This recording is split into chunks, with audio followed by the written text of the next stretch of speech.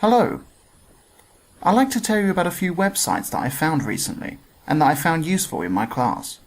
And there will be a link to this presentation at the end. The first is called Looking Glass. It's a downloadable animation suite which allows you to make 3D animations. You manipulate your characters and props using program commands, which bolt together a bit like the programming sensation Scratch. This means that you have complete creative control, and you can create some really intricate animations. You can set the position of virtual cameras, and ask your virtual actors to perform however you please. The next website is called Crunchzilla. This site teaches coding in a step-by-step way. There are 40 lessons in total, and each one is interactive, and the children can see the changes happening on the screen in real time. It starts out very simple, but quickly gets much more complicated, and by the end of the course, your children will be producing some complex coding. The next resource I'd like to share is truly amazing.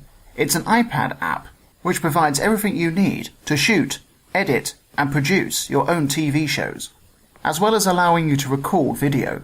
The app has many extra features. Some of my favourites are, you can use green screen effect, which allows you to have any background behind the protagonist at the front of the screen. You can insert images onto the screen in real time alongside the actors. You can even insert live websites and even live Twitter feeds to update each time somebody watches your video. Once you've finished recording and editing your video, you could either upload it to the Touchcast website, or you can share it on the usual media platforms, such as YouTube.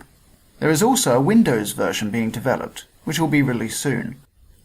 The next site is called iWire, and it's a citizen science website where you can allow your children to help out with real science. The aim of the site is to map the neurons inside the human brain. Users do this by playing a game where they have to follow the neurons' twists and turns, and then colour them in 3D space. The games start out easy, and there is an extensive tutorial session before you're allowed to get going on real problems. I'd quickly like to mention a site that can be found at copy.com. There are plenty of online storage websites out there these days, but few are as generous as this particular website. The way it works is that you have a synced file on your computer. Anything that you put into this folder, whether you update it regularly or if it just stays in there for a long time, is uploaded automatically to a website which can be accessed anywhere. The site is encrypted, which means it's very secure, and you get 15 gigabytes of memory to start you off.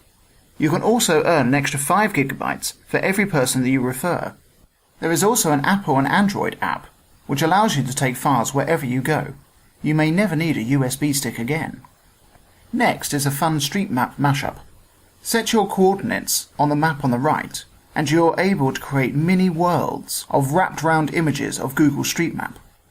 Your children will have a great time exploring their local environment and making them into tiny worlds. You can explore anywhere where Google has mapped, which means you're pretty much restricted to the road network. But Google has mapped all over the world, and this is a fantastic resource for exploring faraway places in your geography lessons.